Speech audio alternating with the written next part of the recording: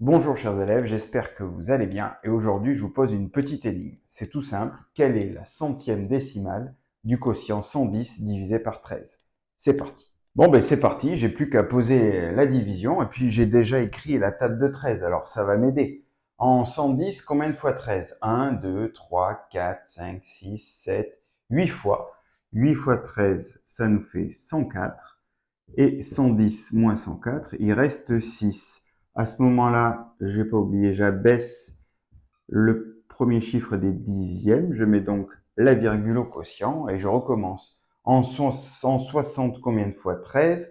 1, 2, 3, 4 fois. 4 fois 13, 52. 60 moins 52, il reste 8. J'abaisse encore un 0 et je recommence. En 80, combien de fois 13?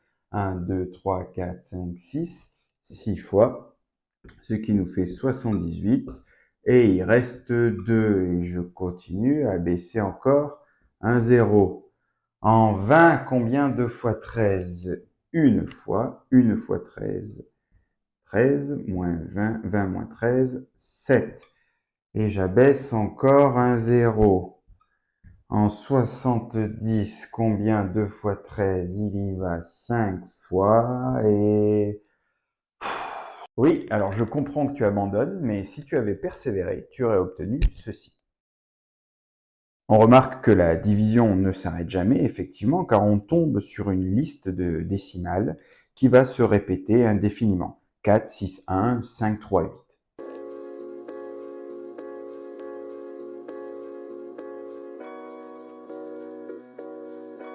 Ah, ben c'est super, j'ai plus qu'à écrire cette liste de chiffres 4, 6, 1, 5, 3, 8 jusqu'à atteindre la centième décimale.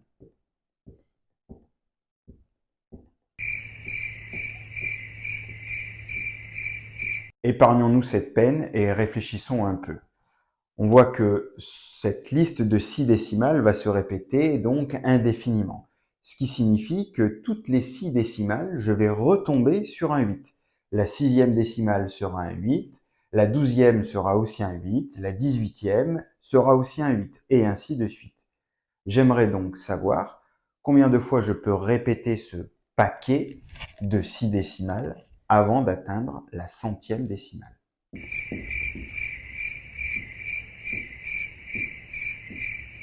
Ah, il est persévérant ou têtu l'animal, je ne sais pas. En tout cas, nous, on cherche à savoir combien de fois je peux faire entrer 6 dans le 100 et ça revient à poser une division. Donc, 1 fois 6, 6, il reste 4. J'abaisse le 0. En 40, combien de fois 6? Encore 6 fois. Et 40 moins 36 reste 4. Ce qui veut dire que notre liste de 6 décimales va se répéter 16 fois. Au bout de la 16e répétition, je vais encore tomber sur un 8. Mais comme il me restera encore 4 pour atteindre la centième décimale, en décalant de 4, je vais tomber sur un 5. Et la centième décimale est un 5. Voilà. Bon, bah, de toute façon, si vous avez trouvé, moi je vais m'arrêter parce que je suis même pas sûr de ne pas m'être mélangé les pinceaux quelque part.